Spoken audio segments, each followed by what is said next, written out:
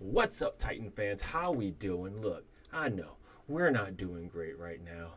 We lost. We blew a 17-point lead to the Chicago Bears and allowed them to score 24 points that resulted from 0 offensive touchdowns. That's how bad it was. That's how bad it is. And that's how bad it's probably going to be. Yeah, it's looking bleak. It's looking bad for the Tennessee Titans. But you know what? I slept on it. I'm trying to be more positive. But look, before we get into it, let me let you know right now, if you're not following me on TikTok, X, or YouTube, make sure you follow me on all three. Look, you found me on one, you can find me on all. The handle's the same no matter where you go. It's Glacius. Just look for it. And look, I post videos almost every day. It's going to be either the shorts, right? 60 seconds or less. Quick videos. On Mondays, it's going to be the Mayo Monday post-game show. On Fridays, we're doing a pre-game show for the weekend. And on whatever day game day is going to be, which is more than likely Sunday, and one Monday, it's going to be watch parties on YouTube. So make sure you follow and you don't miss it. And look, I know we've waited a long time for yesterday. And it was horrible. I can't say it enough. The Titans last played January 7th. It's been 8+ months. A whole offseason of hype. Getting shiny pieces. Listening to Amy Adams say this is not her father's football team. It's not her father's NFL. She wanted to modernize the team. That's why she got rid of Vrabel. That's why she got Callahan. She wanted an offensive-minded head coach. And look, honestly, it looks the same. I can't tell a difference between last year's Titans and this year's Titans. The offense was still struggling. We still couldn't pass the ball. Running was okay. Defense was good. And special teams was horrible. It's the same thing. It's the way it was last year. It's the way it was the year before. It is what it is. It's like we're cursed. I'm telling you. I try to stay hyped. I try to bring it. But it's tough. And look, let's go ahead and get into it. Let's go ahead and break it down. So we already know Will Levis. He's the man to blame. He is. Hey, even if he wasn't, he still would be. He's the quarterback. But this time he definitely is the man to blame. We had a 17-point lead. And, I mean, that first interception, that's unexcusable. I mean, I love Will Levis's fire.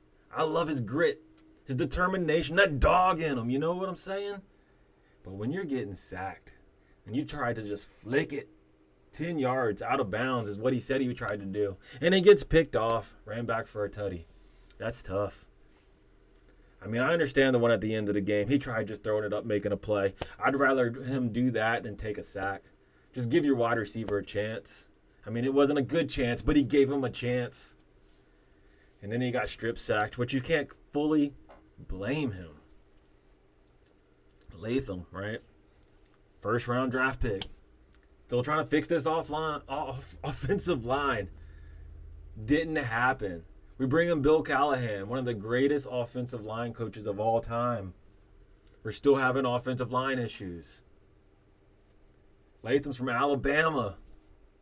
We have Peter Skoronski right next to him. 2 first-round draft picks.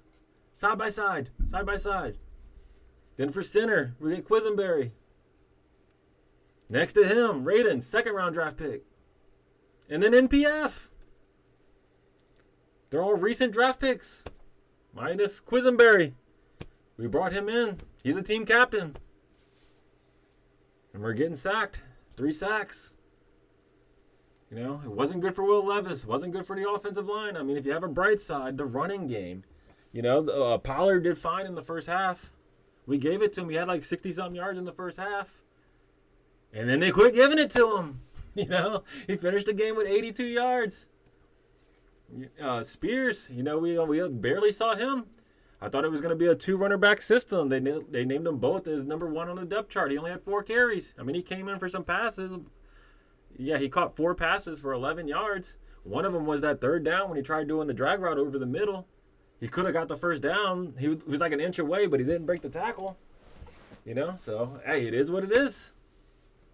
Then receivers. Let's talk about them, the big new shiny products, we got. Where were they? I mean, Ridley did what he could. He had 7 targets. Only 3 receptions. But of those targets he had, they weren't accurate passes. I tell you that. That one where he was streaking up on the right side, it looked like he was doing a post route the way the ball came because it was such a bad pass. But Levis came out. And I don't know if you watched the post-game interview, but Levis came out and he said his arm got hit, and that's why it was underthrown, and that's why it was in the center of the field.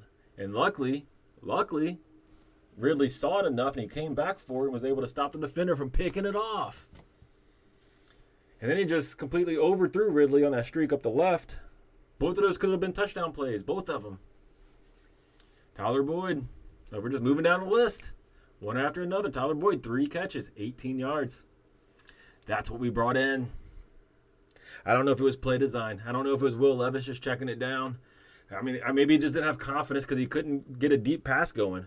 I was so hyped for Levis. If you look at the stats from last year, he led the NFL in pass completions over 20 yards, or pass efficiency over 20 yards. Not yesterday. I don't know what he did over the offseason, but it clearly didn't work. Boyd, yeah, he had his 3 receptions. Then Okonkwo, he had his 2 catches for 15 yards, but you got to give him credit on that touchdown he got. I mean, that was Levis just throwing it up again. He threw it up. Luckily, Okonkwo made a play, because a lot of times that's picked off. But Chig did good. He got it. After that, I mean, the stats don't really matter. Nick Vannett had a couple. Spears had his catches. Burks, you never see this man. He's the A.J. Brown replacement. First-round draft pick, A.J. Brown. Traded him away. Got Burks. 1 catch, 2 yards. And that's if he plays. Most of the time he's injured. He's injured. Like, what are we doing? D-Hop came in. We only saw him a handful of plays. I know he was on limited snaps. He came in, had his 1 catch for 8 yards. And maybe that's what it is. Maybe that's what Will Levis needs. Maybe he needs D-Hop. That was his security blanket last year. Anytime he felt pressure, he just threw it up to D-Hop. D-Hop would come down with it. Sometimes D-Hop, sometimes it was sus. It looked like it was offensive pass interference, but the refs wouldn't call it. It's D-Hop, or he just got away with it. So maybe when D-Hop comes back, hopefully next week against the Jets, he is back, and we can get this offense moving, because right now it is tough. It's hard to talk about. It's hard to believe in. Because, there was lots of hype in the offseason. And if this is the Brian Callahan offense, I am not impressed. I thought we was going to spread the ball out, throw the ball, be modern. But it wasn't.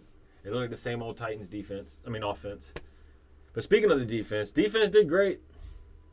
We saw T-Sweat. He wasn't a lot on the stat sheets, but T-Sweat looked really good. He was clogging holes. He was making offensive players run around him and stuff. He did really good. I was impressed with T-Sweat. Same thing with Big Jeff. He looked good out there. He got a tackle for loss. He didn't get any sacks, but he did well. But of the sacks we did get, Harold Landry got one. He played well. We saw him make a big play on a sack. Joseph Day, which is a new guy for the Titans, he did well. He ended up with a sack. And then Snead, I know he allowed some catches. He did. He allowed a few catches, but overall he did good. We'll go over the Bears stats, but our defense was top-notch. Amani Hooker, he did pretty well. He got a couple pass deflects. I know he still allowed a couple catches. We had some QB hits where we were close. We had 5 QB hits. We were close. 8 tackles for loss. We were getting them in the backfield. You're talking about 2 sacks, 8 tackles for loss. That's 10 times further back than they were supposed to be. So, defense is good. They just got to stay where they are. Then if we talk about special teams, oh my God, dude. This special teams, I don't know if right now if they're worse than they were last year. Last year, it was horrible. Luckily we didn't muff any type of return yet. Normally we muff a punt or a kickoff or something, but that hasn't happened yet. Let's cross fingers, hope it doesn't happen. But I don't know what's going on with the protection on special teams. That is, last year I mean, we had 2 blocks in one game. Stonehouse got injured. You know, he's back now. I would be terrified if I was him to punt for the Titans. Yes, we punt a lot.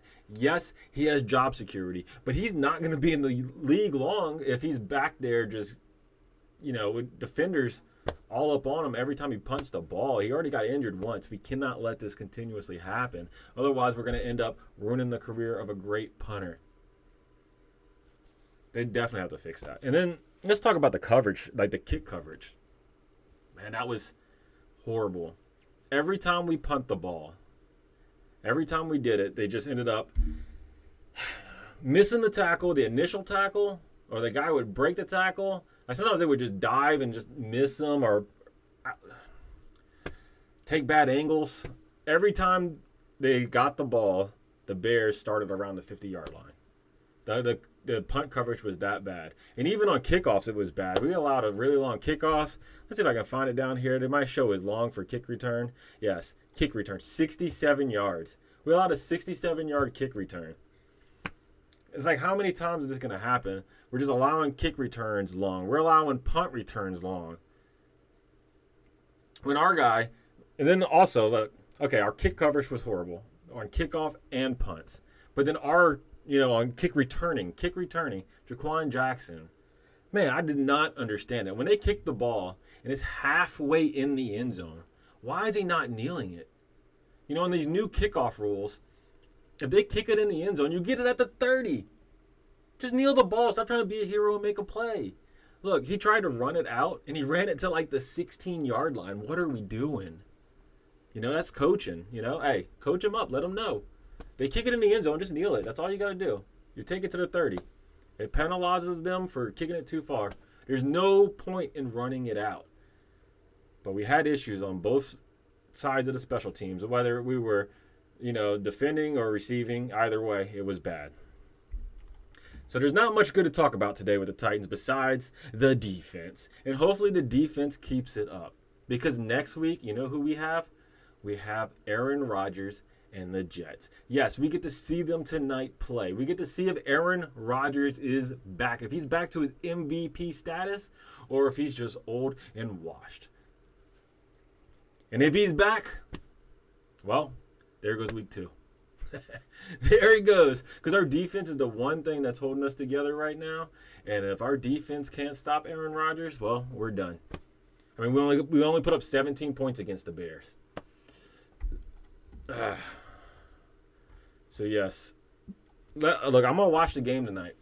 I'm going to watch it. I'm going to see how they do. I'm going to see if Aaron Rodgers is back. Throughout the week, I'll see how I'm going to come up with this pregame show for Friday to see how we do.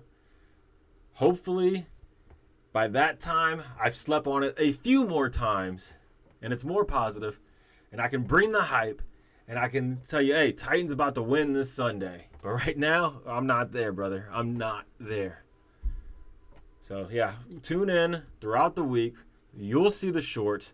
Whatever happens, I'm going to bring it to you. I'm Titan through and through, baby. I've been here before. I've seen many losing seasons. I'm used to it, all right? I'm used to it. But, yes, let me know how you feel about the Titans, though, and how they played.